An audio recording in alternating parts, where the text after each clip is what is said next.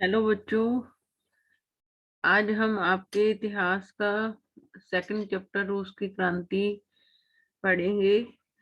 ये जो ज्यादा मुश्किल नहीं है, देखने में ज्यादा मुश्किल लग रहा है। इसमें चार विचारधाराएं आई हैं। पहले रूढ़िवादी जो राजतंत्र को प्यार करते थे, वो नहीं चाहते थे कि समाज बदले। उदारवादी और रेडिकल समाज बदलना चाहते थे, लेकिन वो भी कोई अच्छा समाज नहीं लेकर आ रहे थे। वो पूंजीवादी समाज लेके आ रहे थे, जिसमें अमीर और अमीर होता जाता है और गरीब और गरीब होता जाता है। तो फिर लेकिन जो लोगों की सोच थी, वो ऐसा समाज बनाना चाहती थी जिसमें कोई गरीब अमीर का फासला ना हो। तो फिर एक नई चौथी विचारधारा आई थी, समाजवाद। तो रूस में समाजवाद आया था, मतलब कि जिस समाज में लोग रह रहे थे, पहले राजतंत्र से दुखी थे, राजाओं से दुखी थे, राजतंत्र को खत्म किया तो उदारवादियों और रेडिकलों के कारण पूंजीवाद आ गया। पूंजीवाद में भी लोग तकलीफ में थे, क्योंकि पूंजीवादी लोग मजदूरों का शोषण करते थे। फिर समाजवादी विचारधारा आई। अब पढ़ेंगे क्या कैसे हुआ। पहले तीन विचारधाराएं पढ़ेंगे, फिर उन तीन विचारधाराओं के बाद चौथी विचारधारा कब आई यूरोप के अंदर। ये कहानी यूरोप कॉन्टिनेंट के महाद्वीप की है। फ्रांस की क्रांति से पहले सभी यही मानते थे कि समाज को बदला नहीं जा सकता। जब तक फ्रांस के लोगों ने राजा को खत्म नहीं किया था, उससे पहले लोग सोचते थे कि राजतंत्र, राजाओं वाला समाज ही चलेगा, राजाओं को कभी खत्म नहीं किया जा सकता। लेकिन फ्रांस की क्रांति के बाद दुनिया ने मान लिया कि समाज को बदला जा सकता है। जब फ्रांस के लोगों ने अपने राजा की हत्या कर दी, फांसी चढ़ा दिया राजा को, क्योंकि राजा तंग करता था वहां के लोगों को, तो उन्होंने क्या करा। फिर दुनिया मान गई कि हाँ, राजाओं को खत्म करके एक नया समाज बनाया जा सकता है, लोगों का राज लाया जा सकता है।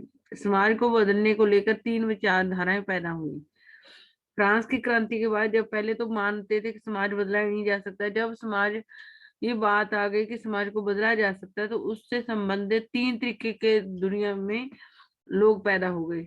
जहाँ लगा लो यूरोप में लोग तीन विचारों वाले लोग पैदा हो गए। पहली विचारधारा उदारवाद थी, दूसरा रेडिकल थे, तीसरा थे रूढ़िवाद। तीन विचारधाराएं आपको आनी चाहिए। कौन क्या चाहता है, उदारवाद, रेडिकल और रूढ़िवाद।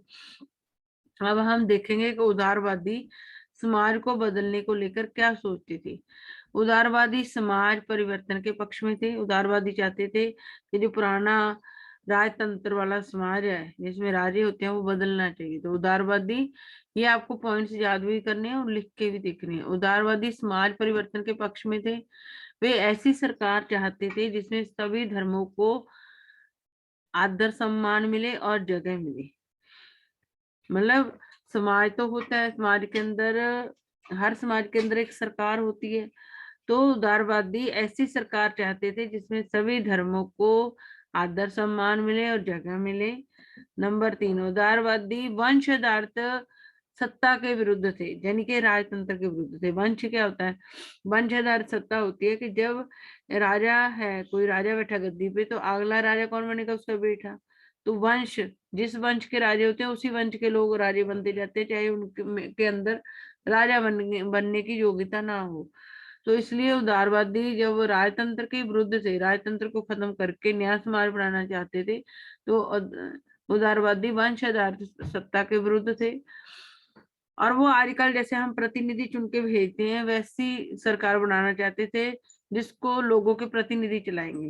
वे प्रतिनिधित्व पर आधारित ऐसी सरकार चाहते थे जिसमें किसी अफसर, जहाँ मंत्री का कोई प्रभाव ना हो, और वह सरकार प्रशिक्षित न्यायपालिका द्वारा बनाए कानूनों के अनुसार चले। राजतंत्र के विरुद्ध थे, समाज को भी बदलना चाहते थे उदारवादी। ऐसी सरकार चाहते थे जिसमें सभी धर्मों को सम्मान और जगह मिले, क्योंकि उस समय ना हर देश, जैसे आजकल तो कोई भी देश किसी धर्म को नहीं, अपने देश का धर्म नहीं बनाता, लेकिन पहले जो देश थे इंग्लैंड वगैरह, वहां पर एक ही धर्म को ज्यादा माना जाता था। तो इसलिए उदारवादी चाहते थे कि सभी देशों में ऐसी सरकारें बने जो सभी धर्मों को आदर सम्मान दे और जगह दे, जिन्हीं के देश के अंदर कोई भी धर्म का व्यक्ति रह रहा हो तो वो अपने मन के अनुसार धर्म को मान सके। और उदारवादी क्या थे? राजतंत्र के विरुद्ध थे, आप इतना भी लिख सकते हो। और वे प्रतिनिधित्व पर आधारित ऐसी सरकार चाहते थे जिसमें किसी अफसर या मंत्री का कोई प्रभाव ना हो। मतलब सरकार है वो सब लोगों की भलाई के लिए काम करे। कोई मंत्री या अफसर अपने फायदे के लिए लोगों को डराए धमकाए ना। तो ऐसे वे चाहते थे कि ऐसी प्रतिनिधित्व पर आधारित सरकार हो जिसमें किसी अफसर या मंत्री का प्रभाव ना हो, और वह सरकार जो हमारे देश की ट्रेंड न्यायपालिका हो। प्रशिक्षित न्यायपालिका का मतलब वो न्यायपालिका जिसको, न्यायपालिका में जितने भी लोग जाते हैं वो जज वगैरह जाते हैं, वो ट्रेनिंग के बाद जाते हैं। तो वो ये चाहते थे एक प्रशिक्षित न्यायपालिका द्वारा बने कानूनों के अनुसार देश की सरकार चले। जो प्रतिनिधित्व पर आधारित सरकार बने वो हमारे देश की प्रशिक्षित न्यायपालिका द्वारा बने कानूनों के अनुसार चले। और 5 पॉइंट चाहिए। अगर आपको 5 मार्क्स वाला आएगा तो 5 पॉइंट चाहिए। इन 5 पॉइंटों को आप लिख लिख के प्रैक्टिस कर सकते हो। उदारवादी लोकतंत्रवादी नहीं थे।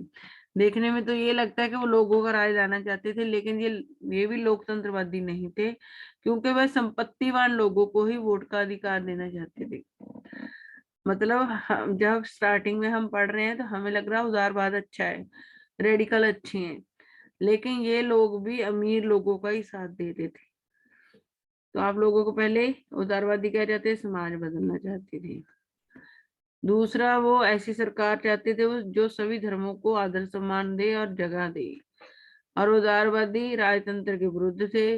वे प्रतिनिधित्व पर आधारित ऐसी सरकार चाहते थे जिसमें किसी सरकार अफसर या मंत्री का कोई प्रभाव ना हो, और वह सरकार प्रशिक्षित न्यायपालिका द्वारा बनाए कानूनों के अनुसार चले।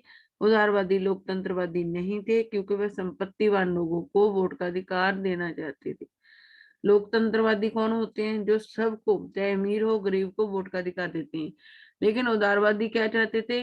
जो पैसे वाले लोग थे उनको ही वोट का अधिकार दे। कई बार क्वेश्चन भी आ सकता है कि उदारवादी लोकतंत्रवादी नहीं थे, तो आप क्या आंसर दोगे? कि वो ओनली उन लोगों को ही वोट का अधिकार देना चाहते थे जिनके पास पैसा था। ये आपका उदारवाद हो गया।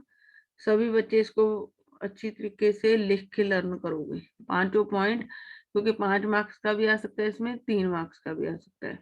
तो अगली विचारधारा में आपको मैं अगली वीडियो में पढ़ाऊंगी। और सभी बच्चे मेरे चैनल को लाइक सब्सक्राइब करना मत भूलना।